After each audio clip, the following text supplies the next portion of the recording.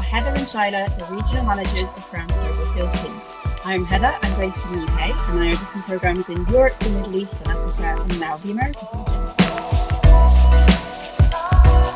Hello, I'm Shaila. I'm based in Hong Kong and I oversee programmes in Asia Pacific.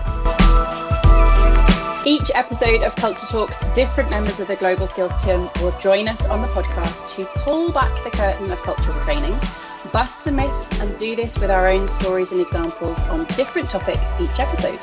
We want to showcase the impact and the scope of cultural training.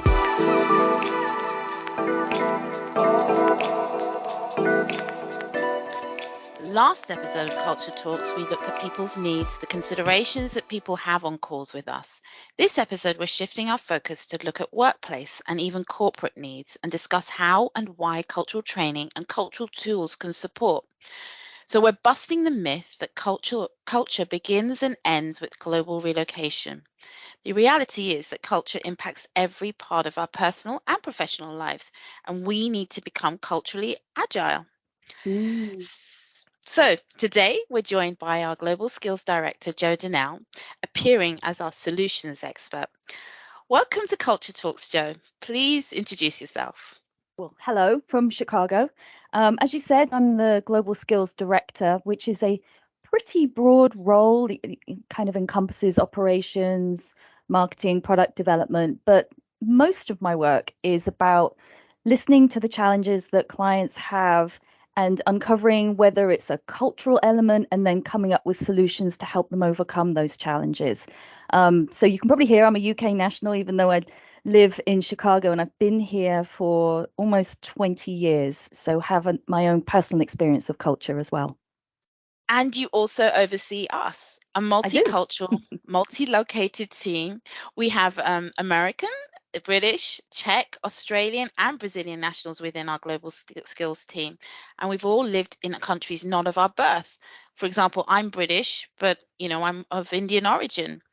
So we walk the talk with cultural diversity and awareness. We try to have global skills. We all have different styles, and we have to adapt how to do things in each region. So let's consider, how does culture show up in the workplace, Jo? And how do you manage that in our multicultural team? Well, you're kind of a complicated bunch. So yeah, you're right. We do have to walk the walk, but I think it would be fair to say that we stumble from time to time. So it's not like I have all the answers to give here, but just a few things that I think we do consciously. So we have a language to talk about culture in our everyday work. So we take our profiles. I think it's important that we all understand and look at issues through a cultural lens. And so as a team, I encourage everyone to do that, and then create space for everyone to talk. So we know everyone's culturally different. How people process information is very different. Some people like to react in the moment, and some people like to be more considered if they're going to have to say something in a meeting. So just recently, you might have noticed I started sending out pre-work for our global calls and sending out the agenda. And I think that just makes sure that everyone comes to the meeting comfortable to participate. And that comfort element is really important. We've all got to be honest about the discomfort that comes with working in a multicultural team. Sometimes it doesn't always feel natural. Area of discomfort for me, for example, is talking about emotions. And so I have to get and we try to make you get touchy-feely on global calls, Jo. All of that, yes. But for some people, that's important in a relationship, is connecting on that human level. So we've done what we've just done there, which is we have humor, and we use humor in a way to kind of navigate any cultural discomfort. And then I think it's really important to make space for relationships to be built in different ways, whether it's formally or informally. So we have team talk where we just chat about stuff at the start of a call. We have that Teams channel where we can share personal information and connect as humans, not just colleagues. And I think we do a really nice job of celebrating everyone's personal and professional successes so that we feel valued as individuals in the team. Yeah, absolutely. I think the last thing on that Teams channel is a picture of me in an Elsa crown with an appropriate mug. And so far, no one said anything ever since that. I think we were speechless. But yeah, it is nice to have that. And I think when Shaila and I were preparing for this call and we were thinking about examples from our team, and how culture has kind of maybe shown up in our workplace, we were thinking, so last year, Jo, you set us a regional manager team goal. Now, for anyone listening and thinking, well, Heather and Shaila are sounding very professional today, Jo is actually our boss. So this is why we've got our best behavior on. Cool. But Jo, so last year when you set us a team manager, a regional manager team goal, as we got further into the goal, it kind of became apparent that we had different ideas about what the success of that goal was going to look like. And that was really interesting to try and navigate. You know, there was Shaila and I and our US colleagues. And in the US, success is tangible, and it's about completion and documenting at work. And, you know, I'm British, kind of coming at like, I want context, I want background, I want to understand everything so that I'm really happy moving forward to the next part of it. I mean, Shaila, what was it for you?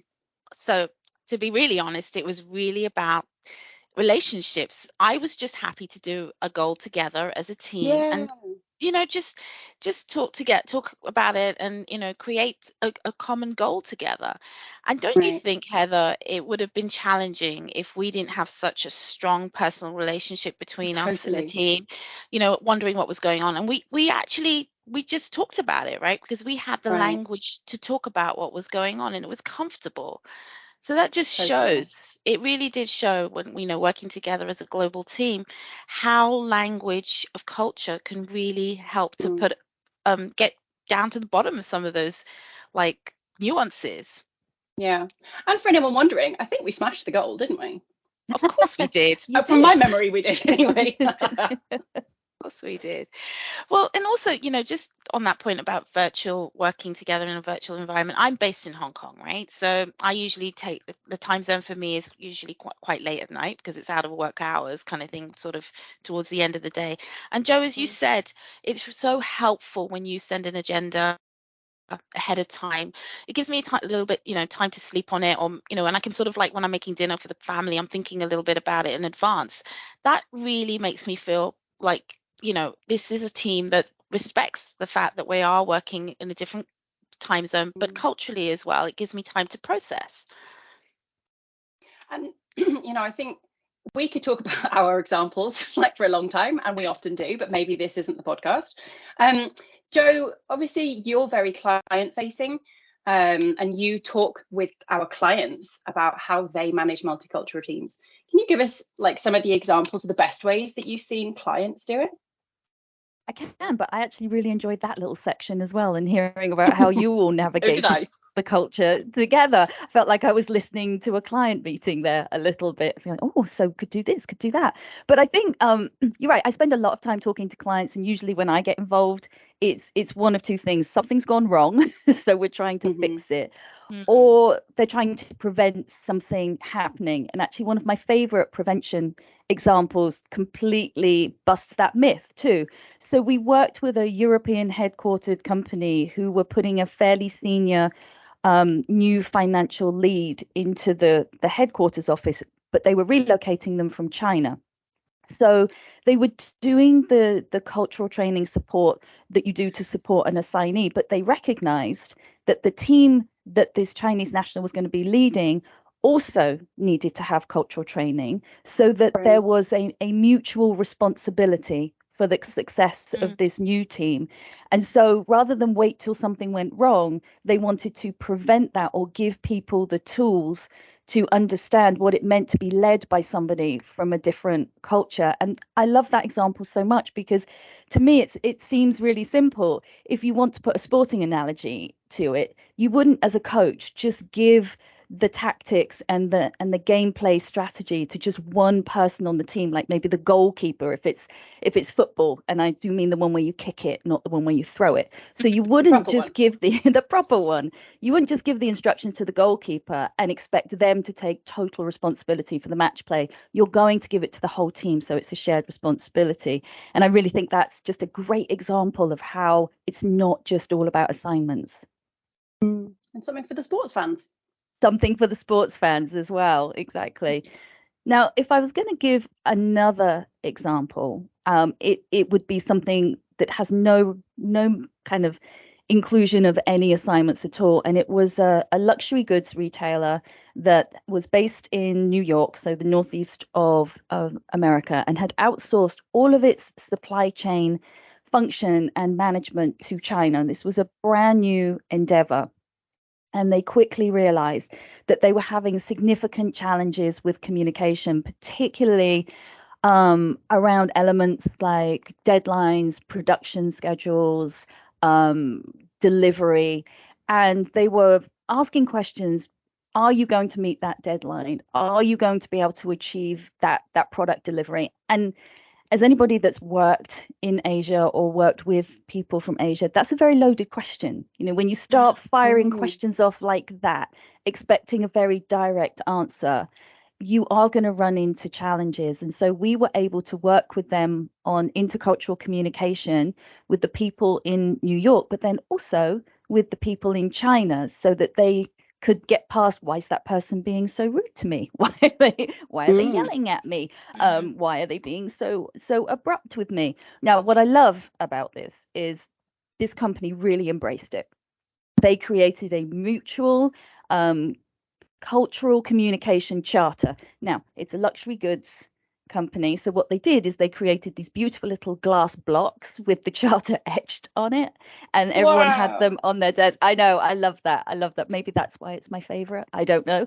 But I think what they did is they embraced it. They created this language of culture, and they made language something that they considered throughout their interactions with each other. And it's just a great illustration of how culture is interwoven into our everyday working lives.